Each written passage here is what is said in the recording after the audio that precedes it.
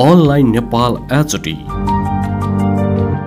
यदि यो युट्युब च्यानललाई सब्स्क्राइब गर्नुभएको छैन भने सब्स्क्राइब गरिहाल्नुहोस् है, नत्र पछि परिएला नि। नवलपुरको कावासुतीमा अटो चालकको हत्या भएको छ। कावासुती नगरपालिका वडा नम्बर 13 गैरी घर भएका 52 वर्षीय माधव प्रसाद गिरीको हत्या भएको हो। घर नजिकैको घोलमा उनको शव गाडीको अवस्थामा फेला परेको कावासुती नगरपालिका वडा नम्बर 1 का 13 का अध्यक्ष विनोद राणा मगरले जानकारी दिएका छन्। सडक छेउमा अटो राखिएको र घोलमा हिलोमा शव गाडेको माथिबाट कर्कलको पातले छोपेर राखिएको अवस्थामा पाइएको वडाध्यक्ष राणा मगरले भनेका छन्। गैराती घरमै बसिरहेका गिरीलाई अपरिचित व्यक्तिले घरमै आएर अटोमा पुर्याइदिन भनेपछि उनी घरबाट निस्किएका वडाध्यक्ष राणाले बताएका छन्। नवलपुर प्रहरीले भने घटनाको अनुसन्धान भइरहेको बताएको छ। डीएसपी दिलीप कुमार गिरीले घटनाको अनुसन्धान भइरहेको बताएका छन्। ना 2 हद 6173 नम्बरको अटो चालक कावासुती 13 गैरी नयाँ बस्तीमा 52 वर्षीय माधव गिरीको आज शङ्कास्पद अवस्थामा निधन अवस्थामा शव भेटिएको छ। उनको हत्या भएको प्रहरीले प्रारम्भिक अनुसन्धानमा अनुमान गरेको छ। तथापि तालिम प्राप्त कुकुर मगाएर तालिम प्राप्त कुकुरको सहयोगबाट घटनाको अनुसन्धान अगाडि बढाइरहेको छ। जिल्ला प्रहरी कार्यालय नवलपुरका प्रहरी उपरीक्षक पर्सोल महर्जनले घटना शङ्कास्पद भएको र घटना अनुसन्धान भइरहेको बताएका छन्। महर्जनले भने तालिम प्राप्त कुकुर मगाएका छौँ, कुकुर आइपुगेपछि मात्रै हामीले शव उठाउनेछौँ। गिरीको शव कावासुती 13 बौनाहाको सिलहट घोलमा पानीको दलदलमा गाडेको अवस्थामा आज बिहान फेला परेको थियो। हिजो राति बेपत्ता भएका गिरीको शव आज बिहान 8:30 बजेपछि देखेर प्रहरीलाई खबर गरेका थिए। अहिले घटनास्थलमा प्रहरीको नियन्त्रण लिएर घटना अनुसन्धान गरेको छ। घटनास्थलमा जिल्ला प्रहरी कार्यालय नवलपुरका प्रहरी उपरीक्षक पर्जोल महर्जन सहितको टोली खटेको छ। मृतकको अनुहारमा चोट लागेको छ। घटनास्थलदेखि केही पर बाटोमा अटो भेटिएको छ। घटनास्थल वरिपर सिक्री 2 थान मोबाइल र जुत्ता फेला परेको छ। वर्ष 2077-78 को 19औं वार्षिक प्रतिवेदन प्रधानमन्त्री समक्ष पेश गरेको हो। प्रतिवेदनका केन्द्रमा आर्थिक वर्षमा गरेको मुख्य काम कारबाहीले उल्लेख गरेको छ। केन्द्रद्वारा आर्थिक वर्ष 2077-78 मा सम्पादन भएका कार्य र भ्रष्टाचार नियन्त्रणको सम्बोधन नेपाल सरकार समक्ष प्रस्तुत गरिएको सुझाव समेत समावेश गरी राष्ट्रिय सतर्कता केन्द्र नियमावली 2065 को नियम बमोजिम प्रधानमन्त्री समक्ष प्रतिवेदन पेश गरेको केन्द्रले विज्ञप्ति मार्फत जानकारी दिएको छ। सतर्कता केन्द्रको उजुरी व्यवस्थापनतर्फ 2077-78 मा 520 जना वटा उजुरी प्राप्त भएको र आर्थिक वर्ष 2066-67 मा जिम्मेवारी सरी आएको 324 वटा उजुरी गरी जम्मा 844 वटा उजुरी रहेकोमा तीमध्ये 594 वटा उजुरी फस्यौट गरिएको छ। फस्यौट उजुरी मध्ये अख्तियार दुरुपयोग अनुसन्धान आयोगमा पठाइएका 50 सुझाव र निर्देशन सतर्क ध्यान आकर्षण गराएका 138 र अन्य तामेलीमा गएका छानबिन प्रक्रिया आदिबाट कसुर प्रमाणित हुन नसकेका 406 वटा उजुरी रहेका छन्। सार्वजनिक संरचनाको विकास निर्माण नियत सम्मत गुणस्तरीय र दिगो होस् भन्ने उद्देश्यले निर्माणमा लागि विभिन्न चरणमा प्राविधिक परीक्षण गर्नेछ। यसका लागि प्रयोगशाला समेत तयार गर्न उपकरण जडान एवं आवश्यक उपकरण खरिद एवं जडान सम्पन्न भएको छ। आर्थिक वर्ष 2068-79 को मध्य अवधिभित्र उपकरण क्यालिब्रेसन गरी सञ्चालन ल्याउने जानकारी दिएको छ। राष्ट्रिय गौरवका 3 वटा अन्य योजनातर्फ 15 वटा र सामुदायिक व्यवस्थित चिन्तित कृषि क्षेत्र आयोजनातर्फ 6 वटा गरी जम्मा 24 वटा आयोजनाको प्राविधिक प्रशिक्षण कार्य सम्पन्न भएको सत्रकबाट केन्द्रले जानकारी दिएको छ। विकास आयोजनाको प्राविधिक परीक्षणका लागि दक्ष जनशक्ति तयार गर्न 25 जनालाई 21 दिने प्राविधिक परीक्षण तालिम समेत प्रदान गरिनेछ। यस्तै सार्वजनिक निकायमा पदाधिकारी कर्मचारीको रहेको आवलमा प्रचलित कानुन बमोजिम बुझाउनु पर्ने सम्पत्ति विवरण सहित अनुगमन केन्द्रको अर्को प्रमुख कार्य सम्पन्न गरेको छ। समयभित्रै सम्पत्ति विवरण बुझाउने पदाधिकारी कर्मचारीको संख्या आर्थिक वर्ष 2075-76 मा 97.19% रहेकोमा आर्थिक वर्ष 2067-77 मा यो संख्या वृद्धि भई 97.28 पुगेको छ।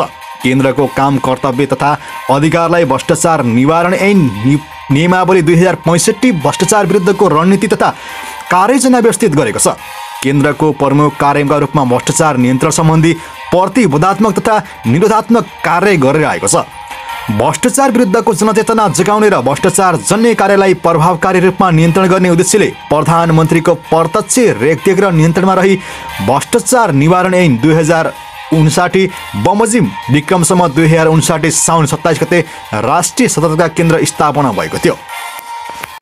निर्वाचन आयोगले स्थानीय तहको निर्वाचन 4 जेठ 2079 मा गर्न सरकारले सिफारिस गरेको छ। आयोगको पदाधिकारीले मङ्गलबार प्रधानमन्त्री शेरबहादुर देउवालाई भेटी 5 जेठ कटाउन नहुने भन्दै स्थानीय तहको निर्वाचन एकै चरणमा 4 गते नै सिफारिस गरेका हुन्। अब सत्तारूढ गठबन्धनबाट ठूलो अवरोध नभए पो यही मितिमा निर्वाचन घोषणा हुने स्रोतको दाबी छ, किनकि प्रधानमन्त्री देउवा पनि स्थानीय तह निर्वाचन ऐन संशोधन गर्नुको साटो 5 जेठ अगावै चुनाव गरी सहमत छन्। तर उनको सत्तारूढ गठबन्धनमा रहेको माओवादी केन्द्र र एकीकृत समाजवादी नेतालाई मनाउन बाँकी छ। निर्वाचन आयोगले एकै चरणमा गर्ने भए 14 वैशाख र 2 चरणमा गर्ने भए 14 र 22 वैशाखको मिति प्रस्ताव गरेको छ। तर सत्तारूढ गठबन्धनलाई नेताहरू आयोगमा प्रस्ताव गरेका छन्, सहमति भएका छन्। बरु संविधानले नै कार्यकाल सकिएको 6 महिनाभित्र निर्वाचन गर्नुपर्ने भनेकाले स्थानीय तह निर्वाचन ऐन 2073 संशोधन गर्ने निष्कर्षमा पुगे। फागुन 2079 मा तिनै तहको निर्वाचन एकसाथ गर्ने दलहरूको तयारी छ। स्थानीय निर्वाचन सार्न खोजेको भन्दै चौतर्फी विरोधपछि प्रधानमन्त्री देउवा हच्किएका छन्। गठबन्धनका नेताहरूलाई जेठ मसान्तभित्र स्थानीय तहको निर्वाचन गराउन सहमति गराई, यद्यपि ऐन संशोधन गर्नुपर्ने अडान कायमै छ। स्रोतका अनुसार निर्वाचन आयोगमा पदाधिकारीसँग मङ्गलबार बालुवाटारमा भएको छलफलमा मन्त्रीले जेठ मध्यतिर चुनाव गर्ने प्रस्ताव गरेका थिए। तर आयोगले स्थानीय तह निर्वाचन ऐन बनाउन भूमिका खेलेका तथा नेता र कानुनविदको गरेको परामर्श संविधान अनुसार ऐन नबनाएको मात्र बताएका छन्। 5 जेठको डेडलाइन कटाउनु नहुने राय दियो। आयोगले पदाधिकारीको तर्क थियो ऐन संशोधन गरेर जेठ 12 मा चुनाव गरौँ भन्ने हो भने असार 12 वा असोज 12 मा किन हुँदैन भन्ने प्रश्न आउँछ र निर्वाचन अनिश्चित हुन्छ। काङ्ग्रेस केन्द्रीय सदस्य रमेश लेखकका पार्टी सभापति तथा प्रधानमन्त्री शेरबहादुर देउवालाई पनि 5 जेठ अगावै चुनाव गर्नुपर्ने भनेर सहमत गराए। त्यसपछि आयोगले सत्तारूढ गठबन्धनले रोजेको जेठमै चुनाव गर्ने तर 5 वटा नकटाउने नीति ल्यायो। आयोग उच्च स्रोतका अनुसार सुरुमा जेठ 2 गते चुनाव गर्ने विषयमा छलफल भएको थियो, तर त्यो दिन बुद्ध जयन्ती परेको थाहा पाएपछि 3 गतेलाई छलफल सारियो। 3 गते मदन आश्रित स्मृति दिवस परेकाले 4 गते सिफारिस गरेका हौँ, एक आयुक्त भन्छन्। उनका अनुसार आयोगले औपचारिक रूपमा मङ्गलबार सिफारिस गरेपछि नेताहरू मार्फत देउवासम्म खबर पुगिसकेको थियो। मङ्गलबार आयोग पदाधिकारीले भेट्नु अघि सोमबार साँझ बागमती प्रदेशका लागि पार्टी पदाधिकारीसँग भएको छलफल देउवाले 4 गते चुनाव हुने स्पष्ट सङ्केत गरेका थिए। आयोग पदाधिकारीहरू मङ्गलबार दिउँसो 3 बजे बालुवाटार पुगे। प्रधानमन्त्री देउवाले गृहमन्त्री बालकृष्ण खाँड र सञ्चार मन्त्री ज्ञानेन्द्र बहादुर कार्कीलाई साथमा राखेर छलफल गरे। प्रमुख आयुक्त दिनेश थपलियाले 6 पृष्ठ लामो प्रस्ताव पढ्न थाले, तर प्रधानमन्त्री देउवाले सबै सुन्न आवश्यक ठानेर मुख्य कुरा के छ भन्नुहोस् भन्ने आग्रह गरेका थिए। थपलियाले छोट्याएर 4 जेठमा चुनाव गर्न सिफारिस गरेको बताए।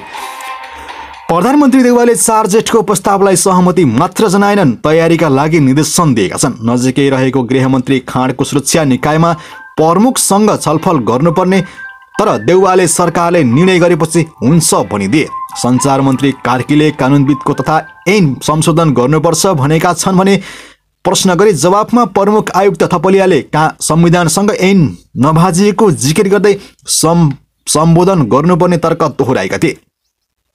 स्थानीय जनप्रतिनिधिको कार्यकाल समाप्त हुनु अगावि अर्को निर्वाचन गर्नुपर्छ भन्नु कानुनी त्रुटि नभई स्थानीय तहमा पदाधिकारीको अविच्छिन्नित कार्य गर्न संविधान र कानुनको निर्देशन गरेको भन्दै आयोगले यो नै उपयुक्त व्यवस्था भएको बताएका छन्।